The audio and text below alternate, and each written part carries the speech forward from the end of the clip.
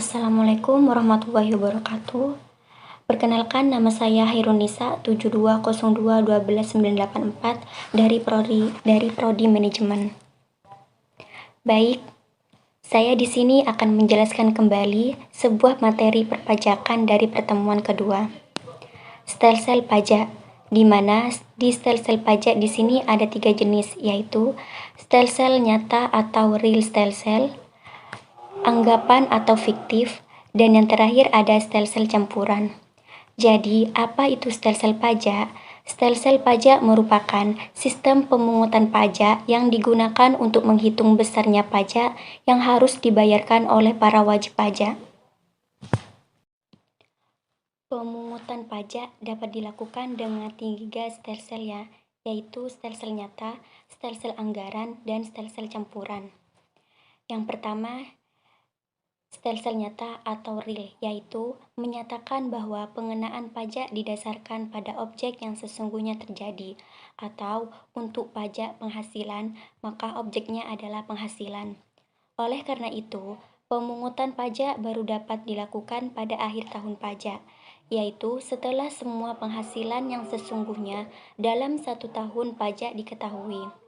Kelebihan dari stelsel nyata ini adalah penghitungan pajak didasarkan pada penghasilan yang sesungguhnya sehingga lebih akurat dan realistis. Dan kelemahannya adalah pajak baru dapat diketahui pada saat akhir periode sehingga wajib pajak akan dibebani jumlah pembayaran pajak yang tinggi pada akhir tahun, sementara pada waktu tersebut belum terjadi jumlah kas yang memadai. Dan yang kedua, semua wajib pajak akan membayar pajak pada akhir tahun sehingga jumlah uang yang beredar akan terpengaruh.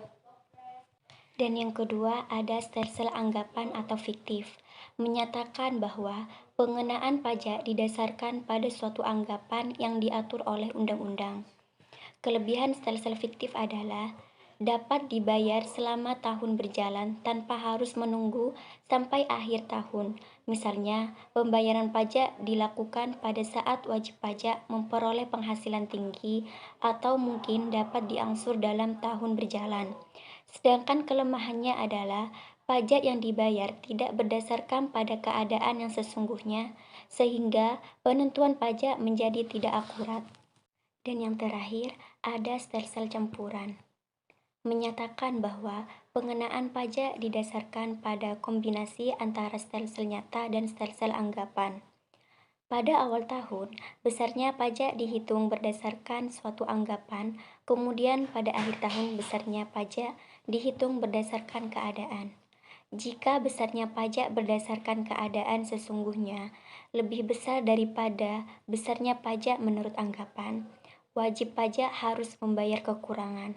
Sebaliknya, jika besarnya pajak sesungguhnya lebih kecil daripada besarnya pajak menurut anggapan, kelebihan tersebut dapat diminta kembali atau restitusi ataupun dikompensasikan pada tahun-tahun berikutnya setelah diperhitungkan dengan hutang pajak yang lain. Asas pemungutan pajak. Kata asas antara lain sebagai suatu kebenaran yang menjadi pokok dasar atau tumpuan berpikir menurut Purwadarminta 1984. Ada 3 asas pemungutan pajak yang kerap dijadikan pedoman di dunia, yaitu yang pertama, asas tempat tinggal.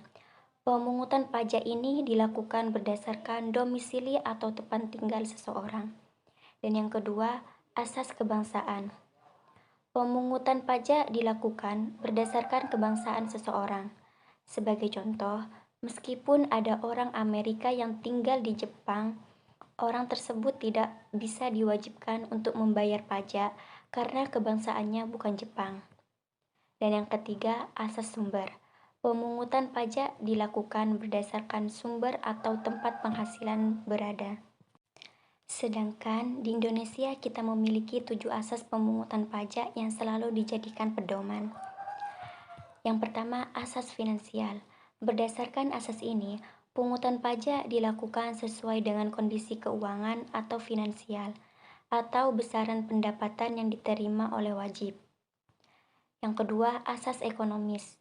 Berdasarkan asas ekonomis, hasil pemungutan pajak di Indonesia harus digunakan sesuai dengan kepentingan umum atau kepentingan rakyat secara menyeluruh. Pajak juga tidak boleh menjadi penyebab merosotnya kondisi perekonomian rakyat.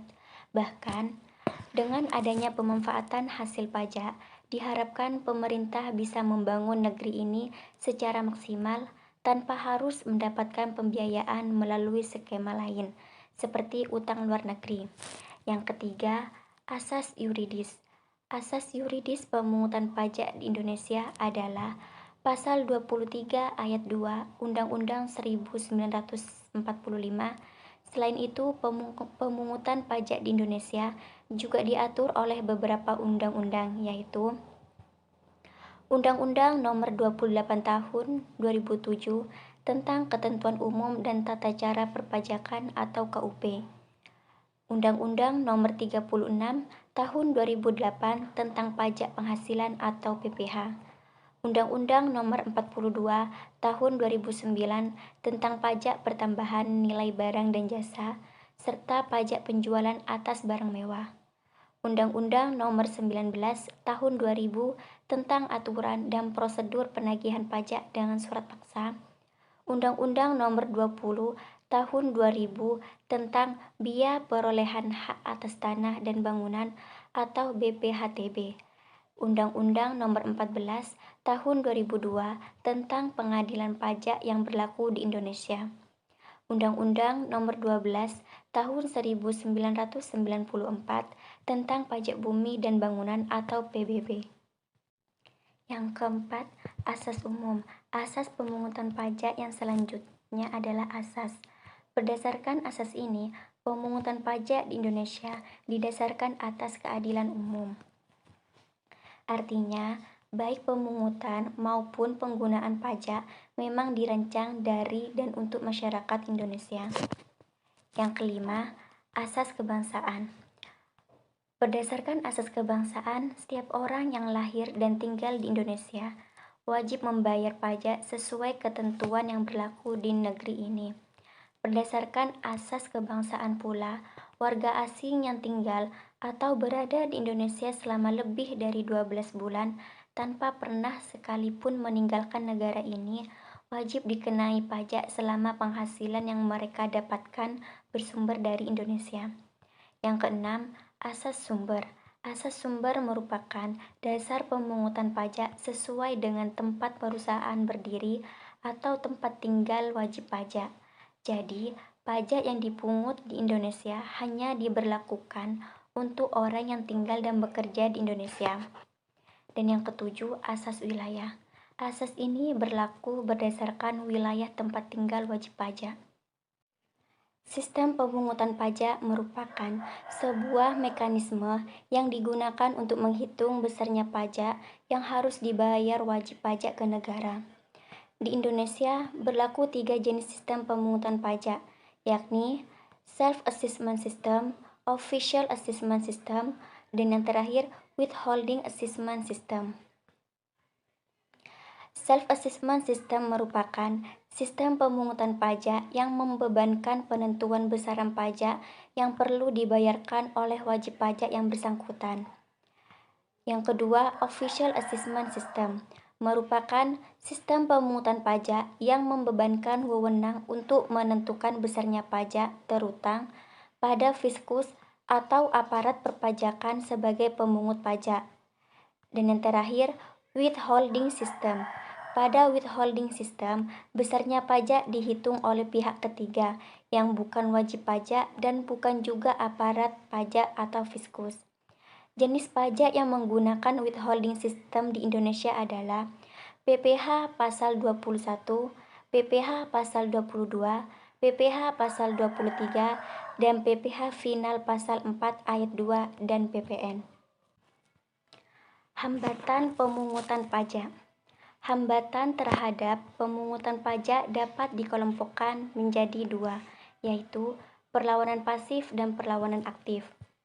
Perlawanan pasif pemungutan pajak dalam bentuk pasif merupakan penghindaran yang inisiatifnya bukan berasal dari kemauan atau inisiatif para wajib pajak.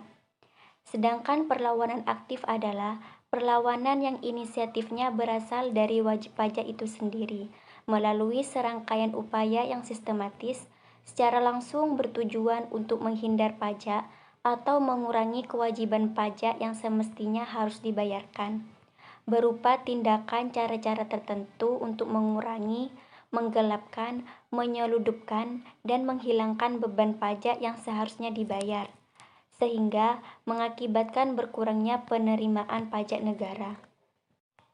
Hutang pajak. Hutang pajak merupakan pajak yang masih harus dibayar, termasuk sanksi administrasi berupa bunga, denda, atau kenaikan yang tercantum dalam surat ketetapan pajak atau surat sejenisnya, berdasarkan ketentuan peraturan perundang-undangan perpajakan. Utang pajak menjadi dasar dilakukannya penagihan pajak oleh juru sita pajak.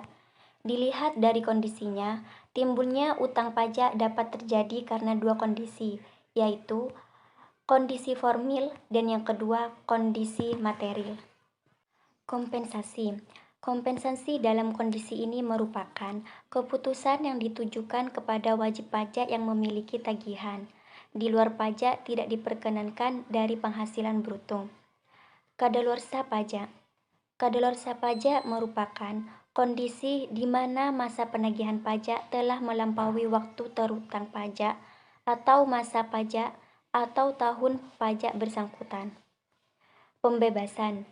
Utang pajak tidak berakhir dengan semestinya, tetapi karena ditiadakan oleh salah satu pihak.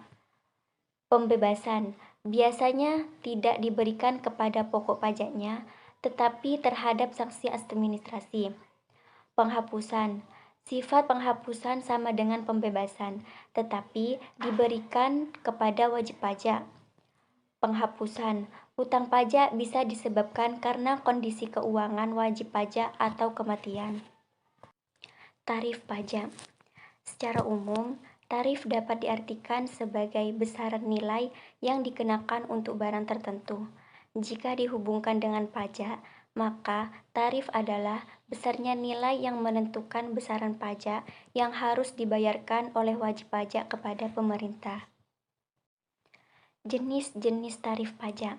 Yang pertama, proportional flat tax rate atau tarif pajak proporsional, yaitu jenis tarif pajak yang menggunakan persentase tetap pada pajak. Yang kedua, progressive tax rate atau tarif pajak progresif, yaitu jenis pajak yang kedua jenis pajak yang memiliki tingkat tax yang besar. Yang ketiga, degressive tax rate atau tarif pajak degresif, yaitu jenis tarif pajak selanjutnya merupakan kebalikan dari progressive tax rate. Yang keempat, pajak tetap. Jenis selanjutnya yang akan dibahas adalah pajak tetap yang memiliki besaran tarif yang tetap untuk pengenaan pajak. Yang kelima, pajak ad valorem dan spesifik.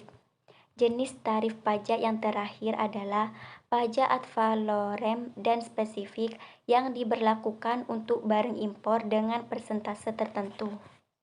Baik, hanya itu yang bisa saya jelaskan terkait materi perpajakan hari ini. Kurang lebihnya mohon maaf. Wassalamualaikum warahmatullahi wabarakatuh.